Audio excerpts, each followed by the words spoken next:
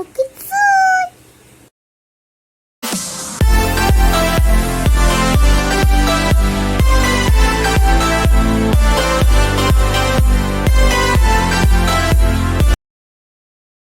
ஒரு கிராமத்தில் 2 சிறுவர்கள் இருந்தாங்க. அகிலன், முகிலன்.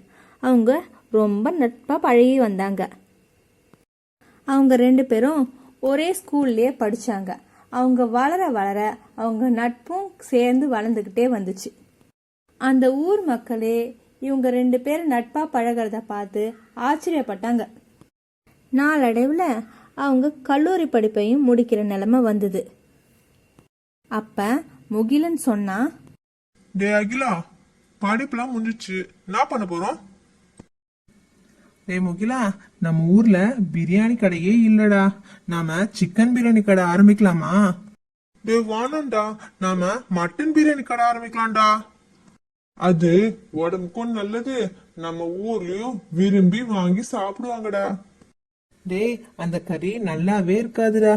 சிக்கன்னா சாஃப்டா இருக்கும், சீக்கிரமாவும் வேகக்கூடியது, வேலையும் சீக்கிரமாவே முடிஞ்சிடும். இல்ல எனக்கு தெரியாது, நாம மட்டன் பிரியாணி கடை தான் போடுறோம். சிக்கன் பிரியாணி தான் போடுறோம். மட்டன் பிரியாணி தான் போடுறோம்.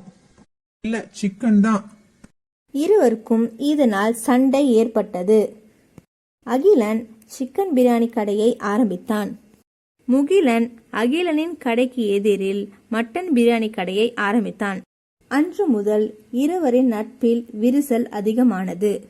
சிக்கன் பிரியாணியின் வாசனையையும் மட்டன் பிரியாணியின் ருசியையும் ஊர் மக்களை கவர்ந்தது.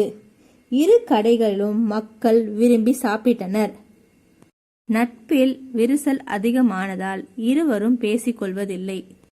வாடிக்கையாளர்களை கவரும்படி விலை போட்டி, விளம்பர போட்டி, சலுகை போட்டி எல்லாமே போட்டியாக இருந்தது இருவரிடமும். ஒரு நாள் இரவு நேரம் அகிலனின் கடையில் திடீரென்று தீ பிடித்து கொண்டது. அகிலன் பதறிப்போனான். அக்கம் பக்கத்தில் யாரும் இல்லை. என்ன செய்வதென்று தெரியாமல் இருந்தான்.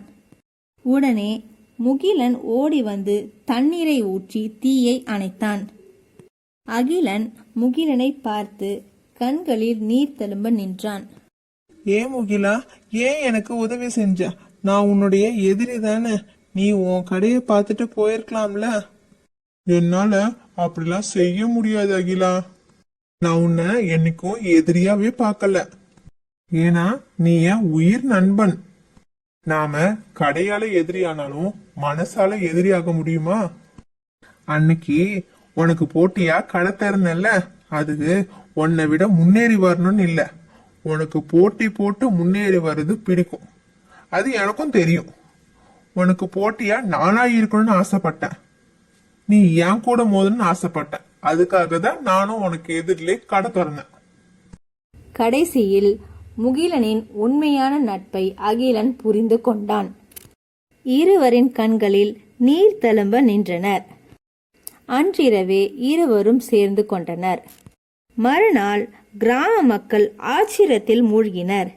இருவரும் சேர்ந்து 2-in-1 ஸ்பெஷல் பிரியாணி என்ற பெயரில் கடையை ஆரம்பித்தனர். அன்று முதல் அகிலனும் முகிலனும் நெருங்கிய நண்பர்கள் ஆகினர்.